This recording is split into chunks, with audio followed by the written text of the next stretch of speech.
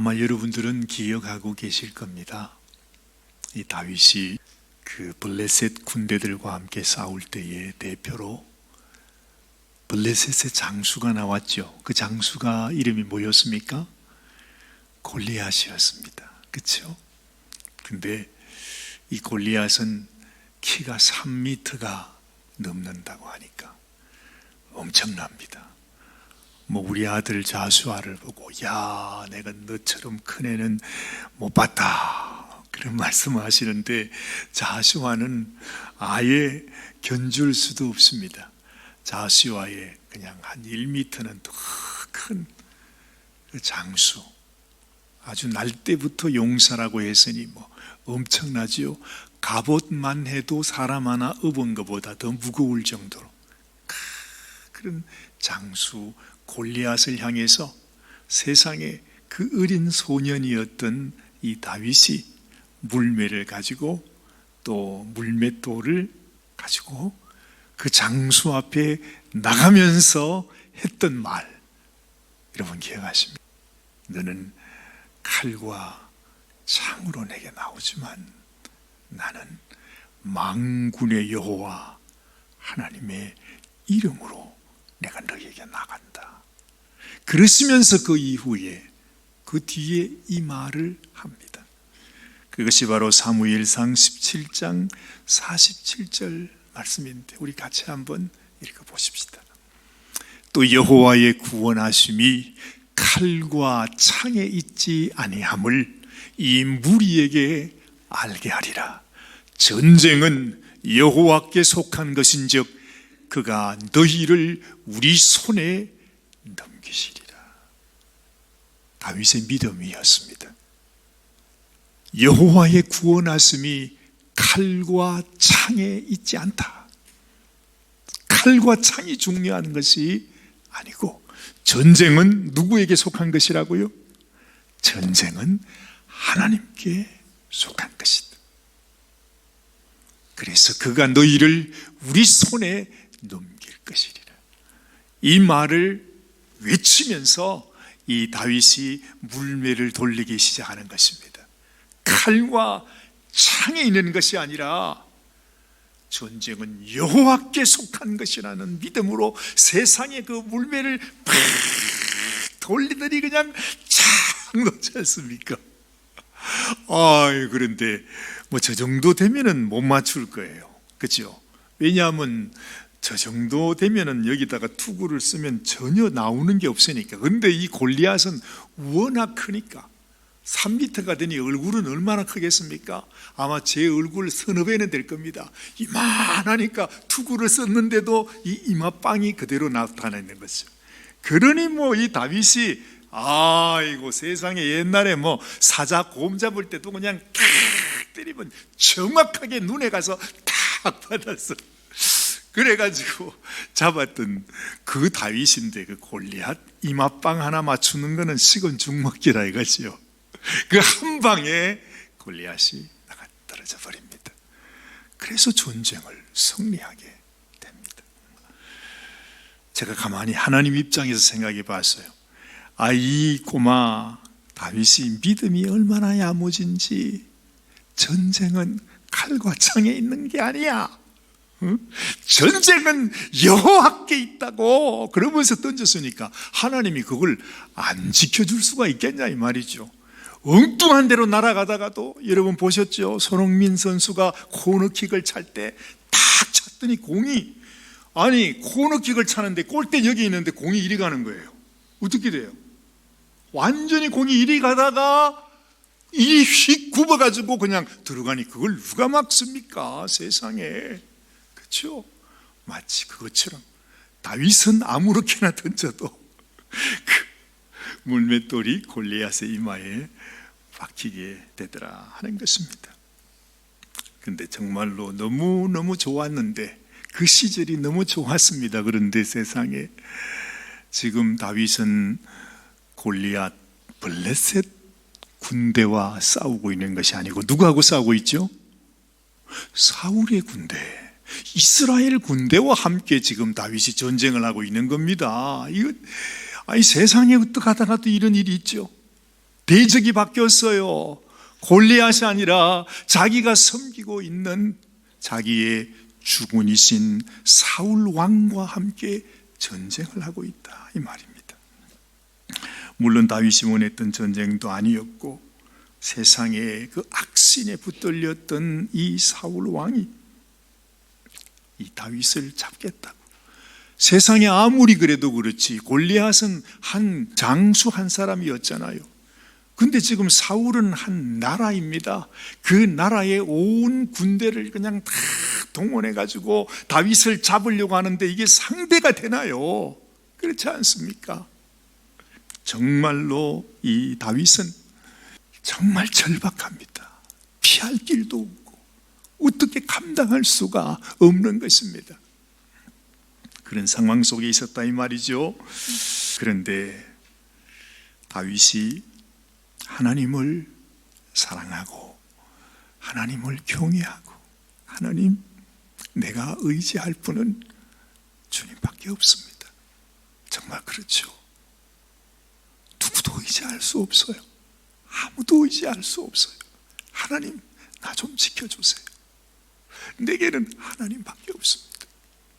정말로 다윗의 그 마음을 하나님이 아셨던지 이 다윗은 모든 전쟁에 가서 백전백승을 거두었던 장수였다고 합니다. 얼마나 잘했으면 세상에 나이 20밖에 안 된 사람이 이스라엘의 군대 장관이 되냐, 이 말입니다. 하나님이 다윗과 함께 했다 하는 말씀을 성경은 우리들에게 말씀해 주고 있습니다. 사실 사울은 너무 안타깝게도, 사울이 얼마나 하나님을 사랑했었습니까? 하나님 앞에 정말 하나님께서 사무엘을 통해서 사울을 세워줄 때만 해도 이 사울은요, 나는 안 됩니다, 나는 안 됩니다, 나같이 못나고 나같이 연약한 사람, 나는 절대 왕이 될 그릇이 되지 못합니다 하면서 도망다녔던 사람이 사울이었습니다. 그런데 이 사울이 왕이 되고 나니까, 권력의 맛을 보게 되니까 세상에 사울이 마음이 변하기 시작했어요. 그래서 급기야 지금은 이제 자기가 왕위를 아들에게 물려줄 때가 된 것입니다. 자기가 권력을 잡고 나니까 이 권력을 누구에게도 빼앗기기 싫은 거예요. 자기는 당연히 자기 아들 요나단에게 왕위가 물러가야 되는데 세상에 다윗이 들어와 있으니까 자기가 생각해도 하나님께서 이 다윗을 왕으로 세우시려고 하는가 보다 하는 생각이 들지 않았겠어요? 그러면 당연히 하나님이 원하신다면 나는 이렇게 부족하고 실수도 많고 내가 하나님 앞에 잘못한 건 많으니까 하나님 뜻대로 하시옵소서, 이렇게 나오는 것이 원래 사울의 인품이었는데, 지금은 이 사울이 하나님의 마음과 하나님의 뜻을 알면서도 다윗을 거스리는 게 문제가 아니고, 지금 사울은 하나님 앞에서 하나님을 거역하고 하나님을 거스리고 하나님을 대적하는 것입니다. 하나님은 다윗과 함께 하는데 사울이 다윗을 죽이려고 하는, 하나님을 죽이려고 하는 것과 마찬가지라 이 말이죠. 세상에 어떻게 이럴 수가 있습니까? 너무너무 안타까운 일입니다. 우리 그래도 자기가 아무리 이스라엘의 왕권을 잡고 정말로 자기 수하에 수많은 군대가 있다 한들 어찌 하나님과 더불어 싸우겠습니까? 말이 안 되죠. 어리석은 일이죠. 그런데 그것을 모를 리가 없는 이 사울이 그 마음 속에 악신이 들어가니까, 교만의 신이 들어가니까 사울도 어찌할 수가 없는 거예요. 이것이 안 된다, 내가 이러면 안 된다, 아마 그렇게 수없이 생각을 할 거예요. 그런데도 다윗을 보면 저놈만 죽이면 내 아들이 왕이 되는데, 그 생각이 팍 부릴 때 일어나니까 자기가 자기 자신을 감당하지를 못하는 것입니다. 요나단이요, 이 사울이 다윗을 죽여야 되겠다 하고 제일 먼저 공식적으로 발표를 했을 때, 이미 그때 요나단은 다윗을 찾아가서 이렇게 말합니다. 한번 보세요. 사무엘상 20장 13절 이하의 말씀인데 요나단의 고백이 나옵니다. 같이 한번 읽어보십시다. 여호와께서 내 부친과 함께 하신 것 같이 너와 함께 하시기를 원하노니 너는 나의 사는 날 동안에 여호와의 인자를 내게 베풀어서 나로 죽지 않게 할 뿐 아니라 여호와께서 너 다윗의 대적들을 지면에서 다 끊어버리신 때에도 너는 네 인자를 내 집에서 영영히 끊어버리지 말라. 옛날에 왕권을 차지하기 위해서는 아주 피비린내 나는 그런 이 숙청 작업이 있었습니다. 뭐 이 당시에도 마찬가지겠죠. 근데 요나단은 자기 아버지가 다윗을 죽이겠다고 말할 때 요나단은 자기가 가장 사랑하는 친구 다윗에게 가서 다윗아, 네가 왕이 돼야 된다. 하나님께서 내 아버지를 왕으로 세우신 것처럼 하나님이 너와 함께해서 너가 왕이 되어야 된다. 그 대신에 네가 우리 집에 인자를 베풀어서 우리를 해하지는 말거라. 그 말을 하는 것입니다. 이미 전쟁은 끝났습니다. 사실은 사울이 헌일을 하고 있는 거예요. 아니, 정작 왕이 될 사람 자기 아들 요나단이 이미 다윗에게 가서 네가 왕이 되어야 된다고 하는데 지금 뭐 하는 겁니까? 자기 아버지 사울은 말이죠, 그 다윗을 죽이겠다고 쫓아다니는데 세상에 이처럼 허망한 일이 어디 있냐 이 말입니다. 자, 오늘 본문의 말씀으로 들어가 보십시다. 오늘 말씀은 어디에서 일어난 일이지요? 그 장소가 어디라 그럽니까? 엔게디라고 합니다. 뭐 우리 번역에는 엔게디 광야라고 하기도 하고 엔게디 황무지라고 번역을 해두기도 했죠. 그런데 영어 성경에 보면 데저트라고 하니까 사막 같은 그 광야 지역이 엔게디인데 그곳에 이 다윗이 숨어 있다는 제보가 들어온 겁니다. 정보가 들어왔습니다.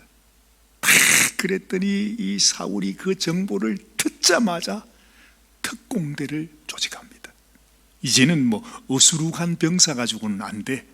정말 707 특전단 3,000명을 뽑았어. 그래가지고는 이 사울 자기가 직접 나서가지고 이번에야말로 내가 기필코 다윗을 잡아 죽이리라. 그러면서 그 엔게디 광야로 간 것입니다. 근데 참 이 사람이요, 아무리 임금님이라도 볼 일은 봐야 됩니다. 그렇지 않습니까? 옛날에는 그렇대요. 왕은 똥도 안 싸나? 그렇게 믿는 사람이 있었대요, 세상에. 어떻게 우리 상감 마마가 똥을 싸시겠나? 근데 이 사울도 볼 일을 봐야 되는데, 이 왕의 체면이 있지. 3,000명의 특공대를 데리고 막 갔는데 말이죠, 아무데나 부하들 보는 앞에서 볼 일을 볼 수가 없잖아요. 근데 가는데 길 옆에 보니까 저쪽에 보니까 굴 같은 게 하나 보이더라 이 말이죠. 잘 됐다. 그러면서 철통같이 그 주변을 다 에워싸게 하고 그 중간에 이 사울이 그 굴 속으로 볼일을 보기 위해서 들어갔는데 세상에 그 굴이 바로 다윗과 그의 무리들이 숨어 있었던 아지트였다 이 말입니다. 이거 참 기가 막힌 일입니다. 이거 무슨 드라마 각본을 써도 이렇게 못 쓸 텐데 기가 막힌 일이 일어나는 것입니다. 저는 그런 생각이 들었습니다. 인간이 아무리 똑똑하고 우리 무슨 길을 쓰고 애를 쓰고 온 그 특공대를 주변에 다 이렇게 세워놓고 자기 혼자 가서 잠깐 볼일을 보고 나오려고 갔는데 그것이 바로 호랑이 굴이었다는 것. 여러분, 우리 인생이요, 아무리 내가 내 생각 내 뜻대로 그저 내 지혜대로 뭘 잘하려고 했는데 막상 보면 그야말로 허망한 일이 되는 것입니다. 그렇죠? 그런 일들 비일비재하게 많이 있습니다. 당장 죽을지도 모르고 우리가 괜히 그냥 그렇게 목에 힘주고 댕기고 할 때가 얼마나 많이 있습니까? 세상에 정말 그 다윗이 그 안에서 그 부하들과 함께 보고 있다가 그 부하가 그럽니다. 이야, 진짜 하나님 짱입니다. 우리 하나님 정말 멋있습니다. 이 다윗이 도망다닐 때 얼마나 서러웠겠어요. 고생하고 힘들고 어려웠고, 여러분 정말 다윗이 당하는 고난, 고생이라는 게 말할 수 없는데 하나님이 늘 내가 네 원수를 갚아주겠다, 아마 그렇게 말씀을 하셨겠지요. 이제 다윗의 부하들이 하나님이 정말로 그 기회를 주셨습니다. 절호의 기회가 왔습니다. 그런데 다윗이 그렇게 하지 못합니다. 정말 그 사울을 죽이려면 그 자리에서 당장에 죽일 수도 있는데 다윗은 그렇게 하지 않고 고이 가서 사울의 옷깃에 달려있는, 그걸 뭐라고 그러죠? 그 이스라엘 사람들의 옷깃에 달려있는 롭이 있습니다. 그냥 거기는 실로 이렇게 묶여 있으니까 칼로 살짝 대기만 하면 떨어집니다. 그렇죠? 그것만 하나 뗐습니다. 근데 오늘 말씀을 보면 그 옷깃을 떼고 난 뒤에 이 다윗이 너무너무 가슴 아파요. 내가 감히 나의 주군이신 하나님께서 기름을 부으셨던 왕의 옷깃을 내가 잘랐다고, 그것만으로도 양심에 그냥 너무너무 마음에 찔려가지고 안타까운 마음으로 너희들은 절대로 우리의 주군인 사울 왕을 헤아리지 말라. 정말 그래서 말이죠, 앞으로 있게 되는 일이지만은 사울 왕이 죽었다고 하는 정가를 가지고 오는 그 사람도 죽여버립니다. 네가 감히 사울 왕이 죽은 것을 나한테 전해주는 거죠. 와, 엄청납니다. 그러니까 이 다윗의 마음속에 하나님을 사랑하는, 하나님을 두렵게 여기는, 하나님을 그 경외하는 마음이 얼마나 컸는지 말이죠. 정말 지나칠 정도로 하나님께서도 야, 그거 너 너무한 거 아니냐, 그렇게 말씀할 정도로 그랬다 이 말이죠. 그러니 하나님께서도 얼마나 마음속에 감동이 되셨겠어. 우리가 성경을 보다 보면 하나님과 싸워서 이긴 사람이 있습니다. 우리 권사님 혹시 아십니까? 오, 권사님 잘 아시네요. 하나님과 겨루어서 이겼던 사람이 야곱이었습니다. 그 야곱이 하나님의 천사와 밤새 씨름을 하다가 이 천사가 도무지 이기지를 못해서 나를 놔달라 그렇게 말합니다. 근데요, 이 야곱이 그 천사와 씨름하고 이기고 난 이후에 펑펑 통곡을 하고 웁니다. 우리는 생각할 때에 어유, 야곱이 하나님과 겨루고 이겨서 이스라엘이라고 하는 이름을 받았다, 뭐 훈장처럼 생각하지만은 사실은 그게 아닙니다. 여러분 말씀 한번 보세요. 호세아서 12장에 가보면 이런 말씀이 있습니다. 한번 읽어보실까요? 야곱은 태에서 그 형의 발 뒤꿈치를 잡았고 또 작년에 하나님과 힘을 겨루되 천사와 힘을 겨루어 이기고 울며 그에게 간구했다 그렇잖아요. 이겼는데 왜 울어요? 이겼는데 왜 울어요? 여러분, 하나님과 겨루어 이기는 것이 아닙니다. 어떻게 우리가 하나님을 이깁니까? 절대로 우리가 하나님을 이겨서는 안 되는 거죠. 내가 부인하고, 내가 죽어지고, 내가 낮아지고, 내가 겸손하게 하나님 앞에 우리는 나의 뜻을 내려놓고 아버지의 뜻을 따라 살아가는 인생이 되어야 되는데, 이 야곱은 끝까지 하나님 앞에서 자기를 내려놓지 못합니다. 이스라엘이라고 하는 그 말이 무슨 훈장이 아닙니다. 그 말을 우리말로 번역하면 나는 죄인입니다 이런 뜻입니다. 내가 나의 어리석음을 깨닫지 못하고 내가 감히 하나님께 대들었던 미친놈입니다. 이 말이 이스라엘이라고 하는 뜻입니다. 여러분, 베드로가 예수님을 만났을 때, 예수님이 베푸신 기적을 봤을 때 이 베드로가 말하잖아요. 예수님 앞에 엎드려서 나를 떠나시옵소서, 나는 죄인입니다. 그렇게 고백하지 않습니다. 우리 인생 가운데 여러분, 하나님 앞에서 내가 얼마나 못나고 부족하고 연약한 인생인지, 내게는 하나님의 은혜가 필요하고 내게는 정말로 나를 죽여서라도 하나님 말씀을 순종하며 따라가는 것이 필요한데, 우리는 평생을 하나님과 싸우면서 살아간다 이 말이죠. 평생을 살았는데 그때까지도 자기를 내려놓지 못해. 하나님 앞에 하나님이 네가 나를 믿어라, 그러면 믿어야 될 거 아니에요. 근데 끝까지 안 믿겠대요. 끝까지 하나님과 싸워서 이기겠다는 것입니다. 그래서 야곱이 지금 이렇게 우는 것입니다. 나는 어쩔 수가 없습니다. 정말로 내가 이렇게 완악한 나쁜 놈입니다. 하나님께 이기고 울었다는 뜻이 바로 그런 뜻입니다. 사울이 굴 밖으로 나간 이후에 멀찌감치 멀어졌습니다.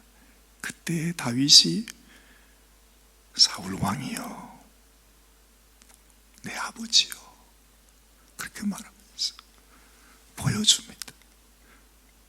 나는 당신을 죽이고자 하는 마음이 없습니다.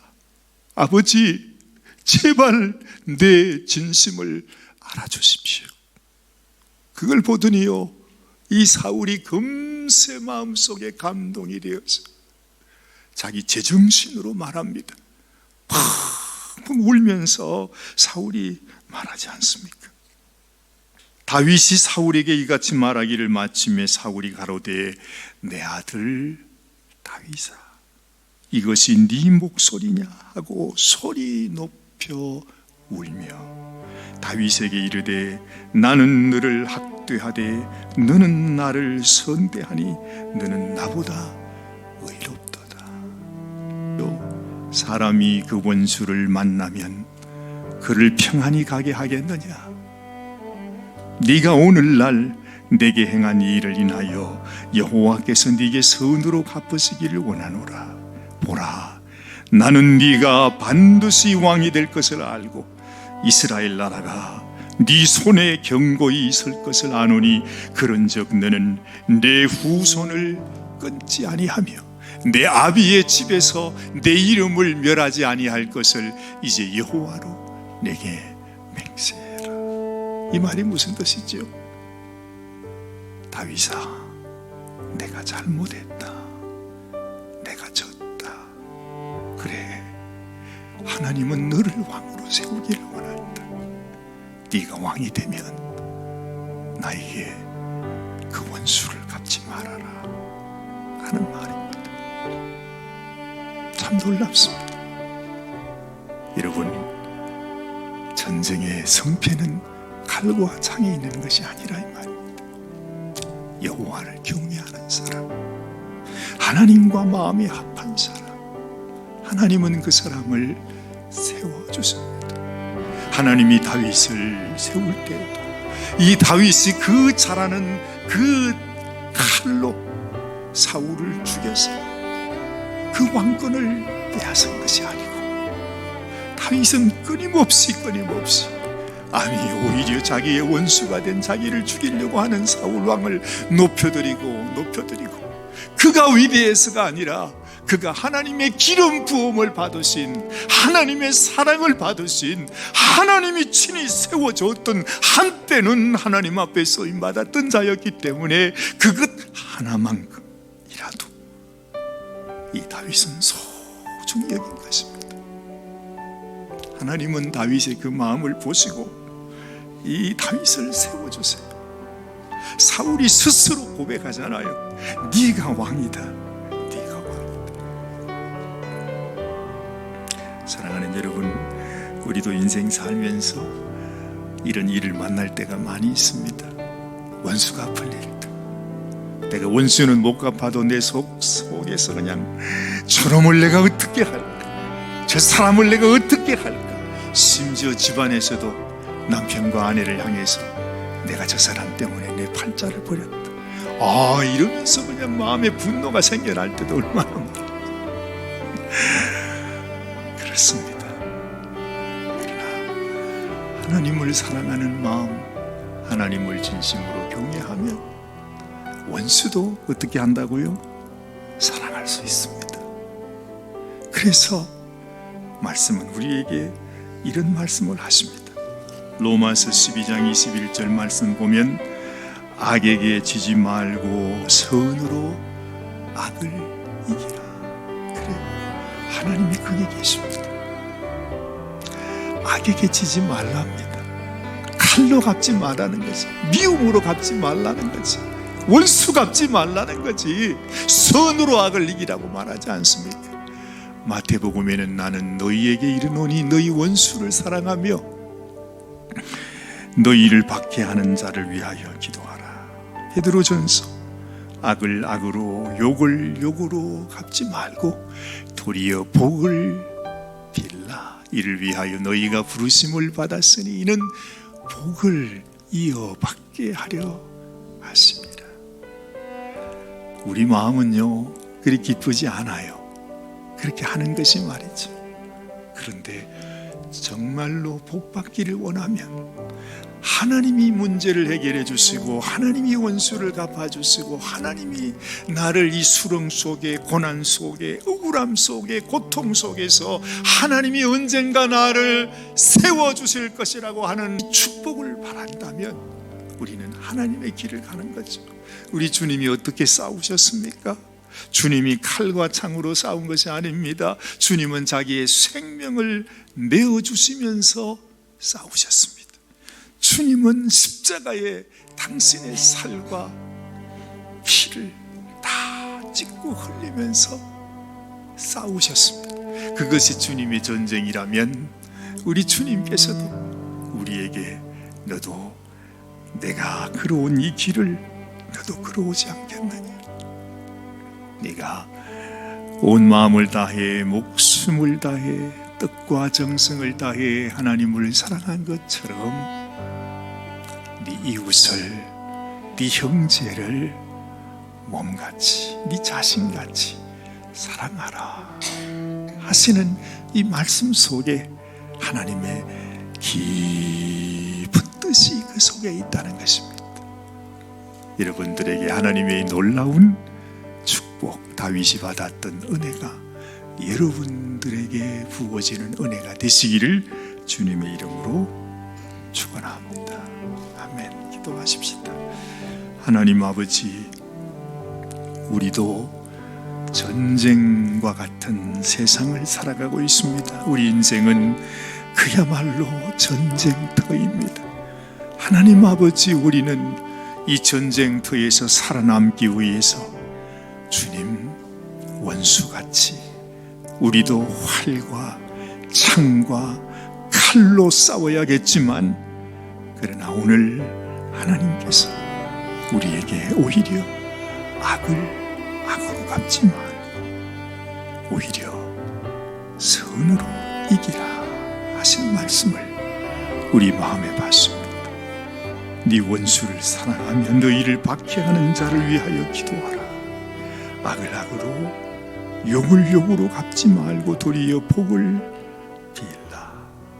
이것을 위하여 너희가 부르심을 받았다 말씀하십니다. 힘들고 어려워도 하나님, 우리가 잊지 말고 이 말씀을 기억하면서 하나님이 우리의 원수를 갚아주시고 하나님이 우리를 높이 세워주시는 그때까지 하나님, 우리도 주의 길을 걸어가는 저희들이 되게 하여 주시옵소서. 사랑하는 모든 성도들에게 한량 없는 이 하나님의 은총이 부어지게 되기를 간절히 소원하오 우리 주님 예수님의 귀하신 이름 받들어 간절히 기도드리옵나이다. 아멘, 아멘.